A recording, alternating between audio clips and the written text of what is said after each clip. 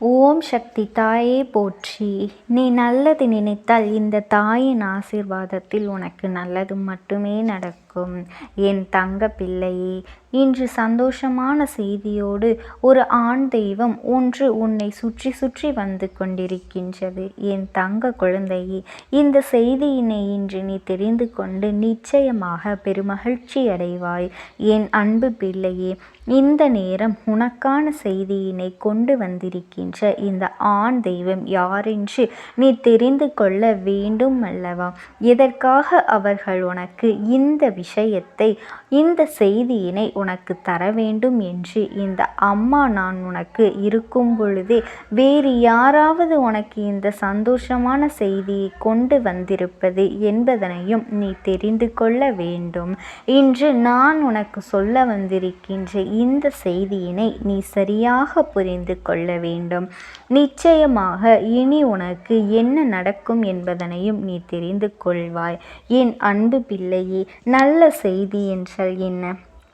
இவர்கள் உனக்கு என்ன தர வந்திருக்கின்றார்கள் என்பதனையும் நீ இன்றே தெரிந்து கொள்ள வேண்டும். அம்மா உன்னிடத்தில் ஒரு விஷயத்தை சொல்கின்றேன், எடுத்து சொல்கின்றேன் என்றால் காரணமில்லாமல் என் பிள்ளைக்கு எப்பொழுதும் மனதளவில் சில மனிதர்களுடைய எண்ணங்கள் என்னவாக இருக்கின்றது தெரியுமா? எப்பொழுதுமே மனதளவில் லட்ச ஊழல்கள், திருட்டு எல்லாமே இதையெல்லாம் செய்வதை கூட எளிதாக எண்ணாத இந்த சமூகம் ஆடு மாடு மேய்ப்பவனையும், பண எழுதல் தொழில்களை செய்பவனும், கூலி வேலை கொத்தனார் வேலை என்று உழைப்பவர்களையும் இழிவாக பார்ப்பதுதான் இன்று இருக்கின்றவர்களின் மனநோய். உழைத்து உண்டவர்களை பார்த்து கேலி செய்கின்ற உலகம் அல்லவா? மற்றவர்களை எய்து பிழைப்புகளை பாராட்டுவது இவர்களினுடைய உனக்கான வேலையை நீ செய்து கொண்டிருக்கின்றாய். என் குழந்தையை, அம்மா சொல்ல வந்த செய்திக்கும் இதற்கும் ஏதும் சம்பந்தம் இருக்கின்றதா என்று யோசிக்கின்றாயா? நிச்சயமாக இருக்கின்றது. உன் வாழ்க்கை எப்படி இருக்கின்றதோ அதை மாற்றி உனக்கான நல்ல செய்தியோடு தான் இந்த ஆண் தெய்வம் வந்து கொண்டிருக்கின்றது. இந்த வாழ்க்கையில் எப்பொழுதுமே ஒரு சில விஷயங்களை துறந்துதான் ஆக வேண்டும்.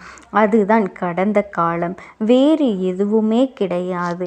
நடந்து முடிந்த விஷயத்தை நாம் கடந்து வந்துவிட்டோம். ஆனால் நிச்சயமாக எப்பொழுதும் உனக்கு நல்லது நடக்கும் என்பதில் எந்த ஒரு மாற்று கருத்துமே கிடையாது.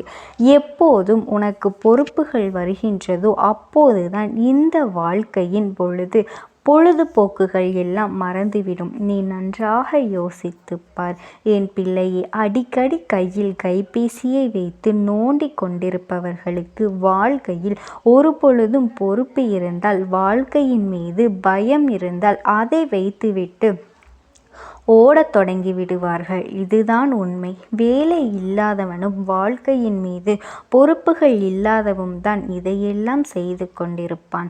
முதலாளியிடம் எப்பொழுதுமே நாம் கவனமாக இருக்க வேண்டும். முதலாளிகள் ஏழையிடம் திருடும்போது அது வணிகமாக மாறிவிடுகின்றது. ஆனால் அதே நேரத்தில் எந்த ஒரு ஏழையினாலும் முதலாளியை சுரண்ட முடியாது. என் குழந்தையை, அரங்கேற்றும் போது அது வாரியாக மாறிவிடும். ஏழை மக்கள் இதை எதிர்பார்த்து போராடினால் அது வன்முறையாக மாறிவிடும் அல்லவா?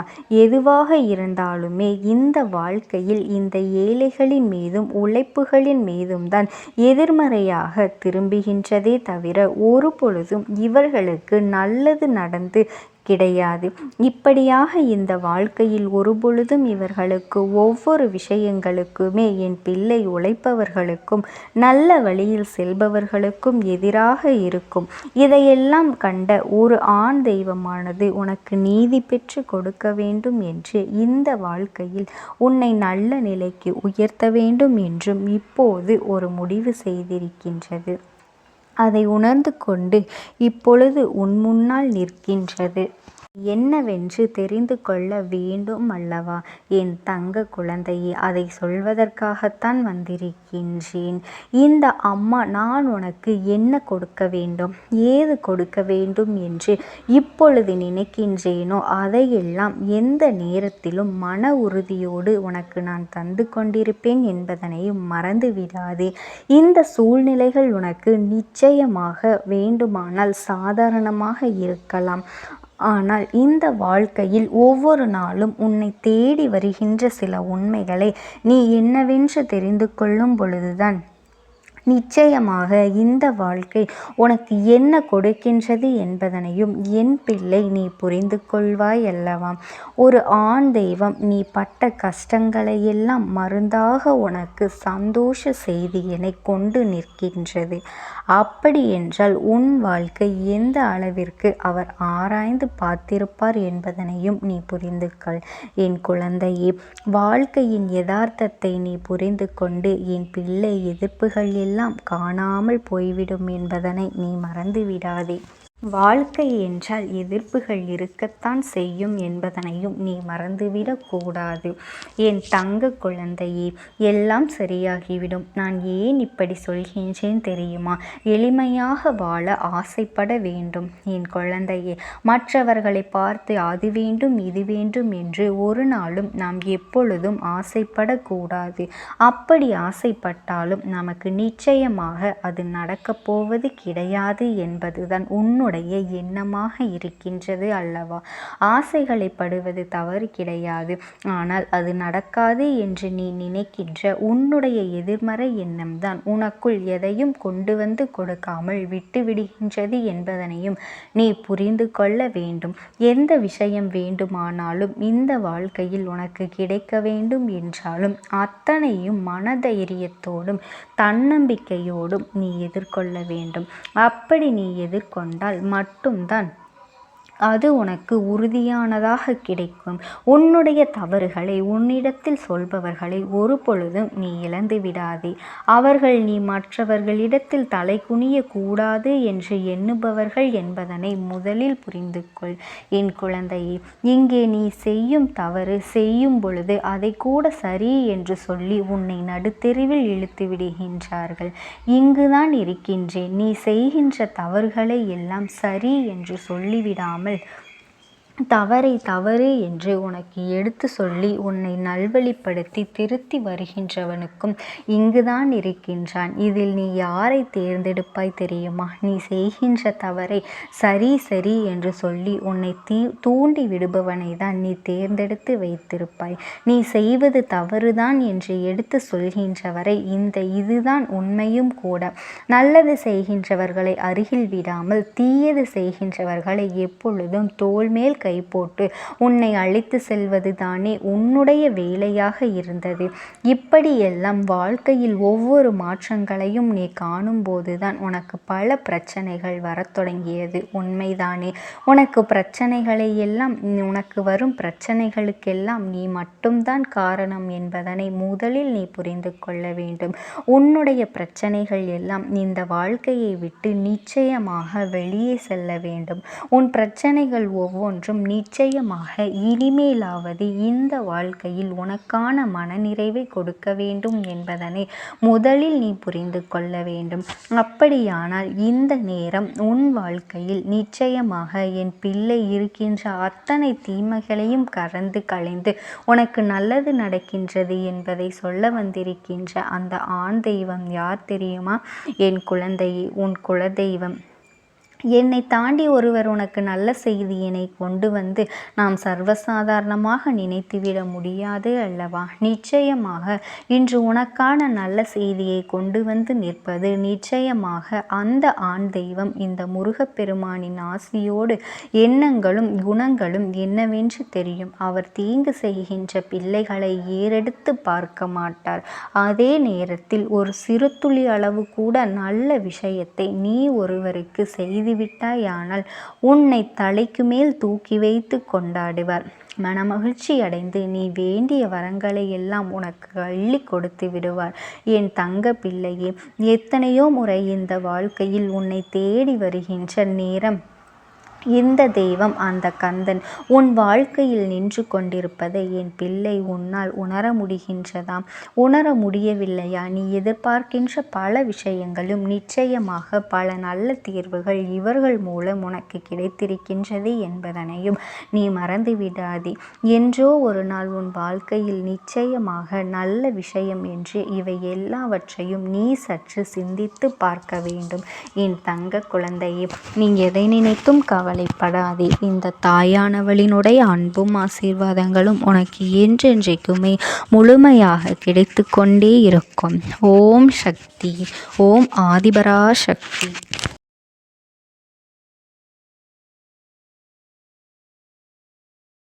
என் குழந்தையே, இவன் யார்? அப்படி இவன் எடுத்து சென்றது என்ன பொருள் என்பதனை சொல்லிவிடுவதற்காகத்தான் உன் தாயானவள் என்று உன்னை தேடி வந்திருக்கின்றேன். இவனின் நடவடிக்கைகள் எதுவுமே சரியில்லை. நீ சுதாரிப்பதாக இருக்க வேண்டிய நேரம். உன்னோடு நான் இருக்கின்ற இந்த நேரங்களில் என் குழந்தை ஒவ்வொரு விஷயங்களையும் நீ சரியாக தெரிந்து கொள்ள வேண்டும். உன் தாயானவள் உனக்கு ஒரு உண்மையை சொல்கின்றேன் என்றால் அதை நீ சந்தேகிக்காமல் என்னவென்று தெரிந்து கொள்ள வேண்டும். உன்னுடைய வாழ்க்கையில் நடக்கின்ற ஒவ்வொரு விஷயங்களும் இன்று எதுவுமே சொல்லும்படி இல்லை. ஏனென்றால் அந்த அளவிற்கு பலவிதமான துன்பங்களை என் குழந்தை ஒவ்வொரு நிமிடமும் அனுபவித்து கொண்டிருக்கின்றது. உன் தாயானவள் எதுவும் அறியாமல் உன்னை தேடி வரவில்லை. உன் வாழ்க்கையில் நடக்கின்ற எல்லா விஷயங்களையும் தெரிந்து புரிந்துதான் நான் இப்பொழுது உன் முன்னால் வந்து நிற்கின்றேன். என் தங்கமே, ஒவ்வொரு நாளும் உனக்கென்று இந்த வாழ்க்கையில் இருக்கின்ற அத்தனை விஷயங்களையும் நீ சரியாக தெரிந்து கொள்ள வேண்டும். இந்த அம்மா உன் முன்னால் நின்று உனக்கு எதையெல்லாம் சொல்லி கொடுக்கின்றேனோ அதையெல்லாம் எப்பொழுதுமே என் பிள்ளை நீ தெளிவாக தெரிந்து கொண்டால் அது போதும். என் குழந்தையே, வாழ்க்கை தருகின்ற சோதனைகளை எல்லாம் நினைத்து நீ வருத்தப்படாது. இந்த வாழ்க்கை உனக்கு தருகின்ற இன்னல்களை எல்லாம் நினைத்து நீ வருத்தப்படாது.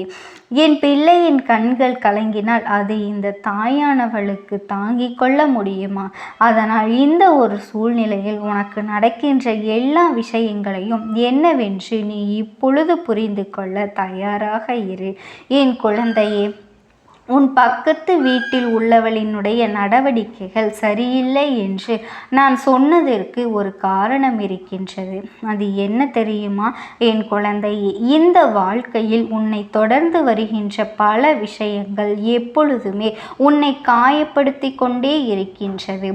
என் பிள்ளைக்கு தன்னுடைய வாழ்க்கை துணையினால் சில காலமாகவே ஒரு பிரச்சனை இருந்து கொண்டிருக்கின்றது. அதிலிருந்து மீண்டு வர முடியாமல் நீ தவிர்ப்பதை உணர்ந்த உன் அக்கம் பக்கத்தில் உள்ளவர்கள்தான் இந்த சூழ்நிலையை பயன்படுத்தி உனக்கு ஒரு கெடுதலை நடத்திவிட நினைத்து விட்டார்கள். அதிலும் குறிப்பாக உன் வீட்டை நோக்கி எப்பொழுதும் கெட்ட எண்ணத்தோடு சுற்றி திரிகின்ற இவனோ நடத்திய விஷயம்தான் இந்த தாயானவளுக்கு மிகுந்த வேதனையை கொடுத்தது. ஏனென்றால் இவன் உன் வீட்டிற்கு வந்து எப்பொழுது இந்த பொருளை இங்கிருந்து எடுத்து சென்றானோ அப்பொழுதிலிருந்து நீ அனுபவிக்கின்ற கஷ்டங்களை எல்லாம் நான் அறிவேன். அப்பொழுதிலிருந்து நீ படுகின்ற ஒவ்வொரு துன்பங்களையும் நான் அறிவேன். உன்னோடு இருக்கும் பொழுதெல்லாம் நல்ல பிரச்சனைகள் நல்ல பிள்ளை போல பேசிக்கொண்டிருக்கின்ற இவர்கள் உன்னிடத்திலிருந்து இதை எடுக்க நினைத்ததை ஒரு பொழுதும் இந்த தாயானவளால் ஏற்றுக்கொள்ள முடியாது. என் குழந்தையே, இந்த வாழ்க்கை ஒவ்வொரு நாளும் உனக்கான ஒவ்வொரு தருணங்களையும் சரியாக உருவாக்கி தருகின்றது.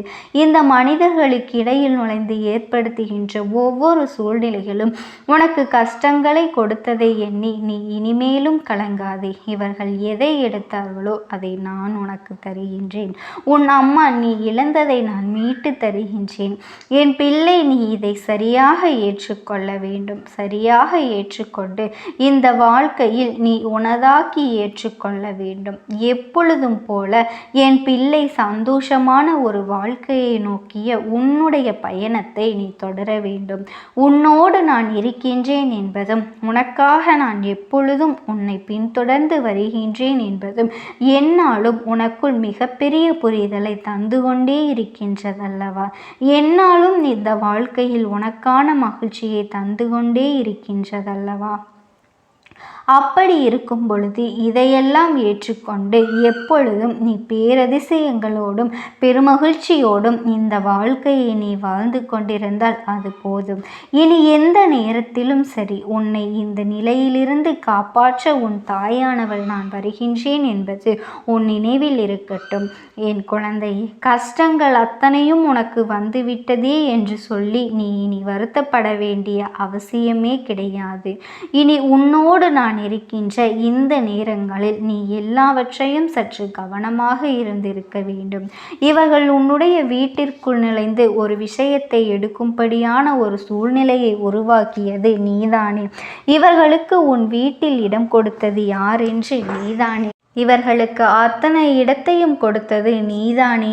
என் குழந்தை, இது உனக்கும் தெரியுமல்லவா என்பதனை உணர்ந்து இதனை உணர்ந்து நீ கொண்டாயானால் உன்னை சுற்றி நடக்கின்ற விஷயங்கள் ஒவ்வொன்றிலும் சர்வ நிச்சயமாக உனக்கு பேரதிசயங்களையும் நான் நடத்தி கொடுப்பேன் என்பதனை நீ மறக்காதே. இந்த தாயானவள் உன்னை தேடி வந்த பொழுது உன் வாழ்க்கையில் இருந்த அத்தனை அற்புதங்களையும் நான் உனக்காக நடத்தி கொடுக்க வந்து விட்டேன் என்பதனை நீ புரிந்து கொண்டால் அது போதும். என் பிள்ளையே, உன்னை சுற்றி வரும் பொழுதெல்லாம் உன் தாயானவள் உன்னோடு பயணிக்கின்ற பொழுதெல்லாம் நீ எதையும் கடந்து சந்தோஷமாக நீ வாழ வேண்டும் என்பதனை மறந்து விடாதே. எல்லா சூழ்நிலைகளிலும் தாண்டி நீ உனக்குள் இருக்கின்ற ஒரு வெற்றியை நீ எப்பொழுதுமே உறுதி செய்து கொண்டிருந்தாயானால் அது போதும். இனி எந்த நேரத்திலும் நான் உன்னுடனே உன்னுடைய மகிழ்ச்சியை பகிர்ந்து கொள்வேன் என்பதனை நீ புரிந்து கொள்ள வேண்டும். என் குழந்தையை, சந்தோஷமாக நீ வாழ வேண்டும். அதை மட்டும் நீ நினைத்துவிட்டால் போதும். இனிமேல் உன் அம்மா உன்னை வழிநடத்தி நான் சென்று விடுவேன். அம்மா உன்னை இந்த மாற்றங்களிலிருந்து மீட்டெடுத்து விடுவேன். என் குழந்தையே, இவர் செய்த சூழ்ச்சி அப்பேற்பட்ட சூழ்ச்சி. உன் இல்லத்திற்குள் அடிக்கடி நுழைந்ததோடு மட்டுமல்லாமல் தேவையில்லாத வார்த்தைகளையும் இங்கு அதிகமாக இவர் பேசி கொண்டிருக்கின்றார். தேவையில்லாத விஷயங்களையும் இவர் அடிக்கடி இங்கு சொல்லி கொண்டிருக்கின்றார். அது மட்டுமா, ஒவ்வொரு விஷயங்களையும் சொல்லி உன் வீட்டில் இருக்கின்ற ஒவ்வொருவரினுடைய மனதிலும் தீய எண்ணங்களை இவர்கள் விதைத்து விட்டார்கள். தீமையான விஷயங்களை சொல்லி உன் வீட்டில் இருக்கின்ற ஒவ்வொருவரின் மனதிலும் இருந்த நல்ல விஷயங்களை எல்லாம் கெடுத்துவிட்டதோடு மட்டுமல்லாமல் உன்னுடைய வாழ்க்கையில் என்ன நடக்கின்றது, ஏது நடக்கின்றது என்பதனை தெரிந்து கொள்ள முடியாத படிக்கு உன்னை மிகுந்த சோதனைக்கு ஆளாக்கி வைத்து விட்டார்கள். நீ சொன்னது போல உன்னுடைய வாழ்க்கையில் இவர்களை எல்லாம் நீ மன்னிக்கவே கூடாது. என் தங்க குழந்தையே, இவர்கள் உனக்கு கெடுதலாகத்தான் இருக்கின்றார்கள். நீ சொன்னது போல உன்னுடைய வாழ்க்கையில் இவர்கள் எல்லா விஷயங்களிலும் கெடுதலாகத்தான் நடத்தியிருந்தார்கள் என்பது உண்மை. என் குழந்தையே, உன் தாயானவள் கண்டதை எல்லாம் சொல்லவா? உன் வீட்டிற்குள் நுழைந்த இவர்கள் என்ன செய்கின்றார்கள் தெரியுமா?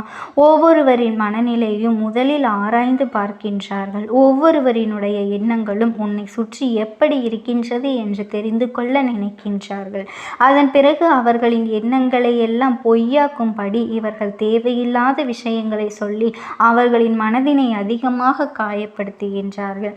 இந்த காயத்தினால் பலவிதமான சோதனைகளை எல்லாம் இவர்கள் தாங்கி கொண்டு மேலும் பல வேதனைகளுக்குள் சிக்கிக்கொண்டு உன் குடும்பத்தில் இருக்கின்ற யாருக்கும் மனதில் நிம்மதியில்லாமல் தவித்து கொண்டிருக்கின்றார்கள். இவர்கள் நிம்மதி இல்லாமல் தவித்து கொண்டிருப்பதனால் இப்பொழுது இவனோ அங்கே குதூகலத்தில் கொண்டாடி கொண்டிருக்கின்றான். என் பிள்ளையே, இவன் உன் இல்லத்திலிருந்து எடுத்து சென்றது அந்த நிம்மதியைத்தான். அது உனக்கும் தெரியுமல்லவா? இவன் உன் இல்லத்திலிருந்து எடுத்து சென்றது உன் குடும்பத்தின் ஒட்டுமொத்த சந்தோஷத்தை அல்லவா? அதனால்தான் அம்மா என்று உன்னிடத்தில் இந்த விஷயத்தை சொல்லி கொண்டிருக்கின்றேன். உன்னுடைய வாழ்க்கையை இவர்கள் பதம் பார்க்க நினைத்து விட்டார்கள். உன்னுடைய வாழ்க்கையை இவர்கள் மேலும் கஷ்டங்களை கொடுத்து உன்னை வேதனைப்படுத்த நினைத்து விட்டார்கள். உன்னோடு என்றும் என்றென்றும் உன் அம்மா நான் வரும்போது பொழுது இதை நான் உனக்கெல்லாம் உணர்த்த வேண்டும் என்று ஆசைப்படுவதற்கும் ஒரு காரணம் என்ன தெரியுமா? என் பிள்ளையினுடைய வாழ்க்கையில் என் குழந்தை நல்லபடியாக நான் மீட்டெடுக்க வேண்டும், என் பிள்ளைக்கு நல்லதொரு வாழ்க்கையை நான் கொடுக்க வேண்டும் அல்லவா? என்னாலும் என் குழந்தை படுகின்ற கஷ்டங்களிலிருந்து நல்லதொரு நிலைமையை நான் கொடுக்க வேண்டும் என்றுதான் உன் தாயானவள் ஒவ்வொரு நாளும் ஆசைப்படுகின்றேன். ஆனால் அதுவெல்லாம் நடக்காமல் போய்விடுகின்றது. இந்த மனிதர்களின் தீய எண்ணங்கள் உன் வீட்டை சுற்றி சுற்றி எப்பொழுதும் வந்து கொண்டிருக்கின்றது. உனக்கு நடப்பதையெல்லாம் இவர்கள் தடுத்து நிறுத்துகின்றார்களே. முதலில் இது போன்ற எண்ணங்களோடு உன் இல்லத்திற்குள் இவர்களை அனுமதித்தது யார்? உன் குடும்பத்தில் இருப்பவர்கள் தானே. இப்பொழுது எதுவும் நடக்காமல் தவிர்த்து கொண்டிருக்கும் பொழுது அதை அவர்கள் ஏற்றுக்கொண்டிருக்கின்றார்கள். என் குழந்தை